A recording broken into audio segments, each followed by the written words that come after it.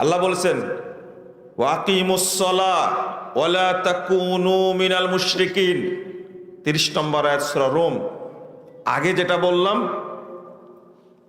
সূরা তওবা 11 নম্বর আয়াত, তোমরা সালাত আদায় করো, মুশরিকদের অন্তর্ভুক্ত হয়ো না।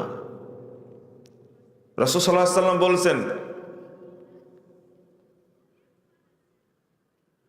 ইন্না বাইনাল আবদি ওয়াল কুফরি ওয়াশ শিরক তারকাস সালাহ। কাফের মুশরিক আর আল্লাহর বান্দার মধ্যে পার্থক্যকারী জিনিস হলো সালাত। সোজা কথা, কাফের মুশরিক আর মুসলিমের পার্থক্য কি? সালাত। কিছু কিছু বেয়াদব আছে যে নামাজ না পড়লেও ঈমান ঠিক আছে, এ হলো ডবল কাফের। কথা বুঝতে পারলেন? কি কারণে? ও সালাতকে ব্যঙ্গ করেছে, ও ঈমানকে কি ব্যঙ্গ করেছে। অথচ রাসূল সাল্লাল্লাহু আলাইহি ওয়াসাল্লাম বলেছে লা ঈমানা মাল্লা সালাত আলাহ, যার সালাত নাই তার ঈমানই নেই। ও কেমনে বললো নামাজ না পড়লে ঈমান ঠিক আছে? কথা কি বুঝতে পারছেন? কত বড় বেয়াদব হতে পারে আপনি চিন্তা করেন।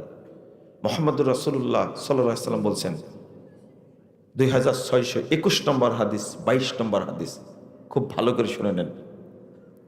আল আহদুল্লাযী বাইনানা ওয়া বাইনাহুম আস-সালাহ ফামান তারাকাহা ফাকাদ কাফার।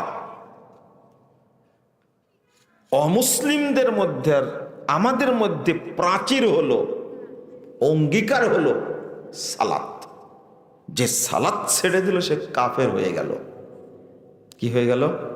কাফের হয়ে গেল। আপনি বলতে পারেন যে কাফারা মানে কাফের হয়ে গেল, অনুবাদ করলেন কেন? কুফরি করলো।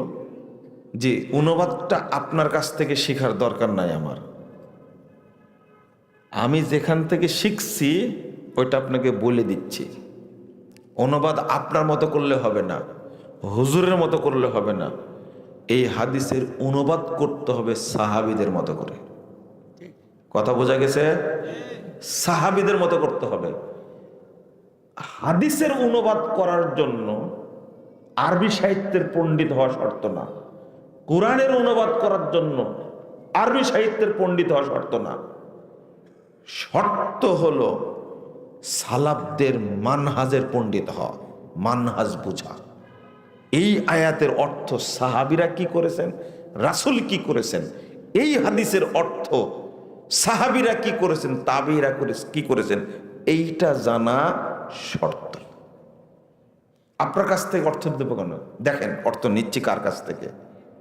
এই হাদিস উল্লেখ করে ইবনু মাসউদ রাদিয়াল্লাহু আনহু তিনি বলছেন, এবং ইবনু তাইমিয়া রাহিমাহুল্লাহ বলছেন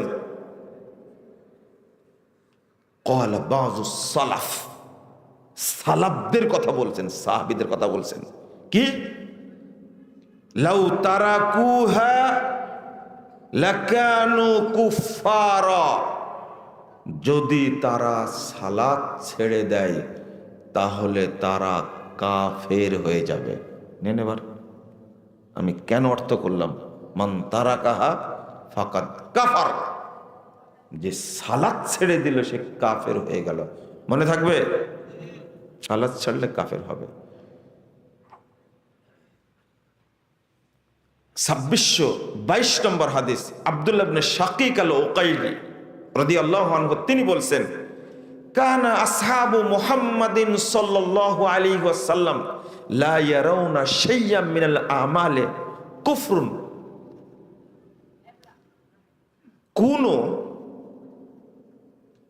গায়রা তারকিস সালাহ, কোন আমল ছেড়ে দিলে সাহাবীরা তাকে কাফের বলতেন না, কিন্তু সালাত ছেড়ে দিলে সাহাবীরা কি বলতেন?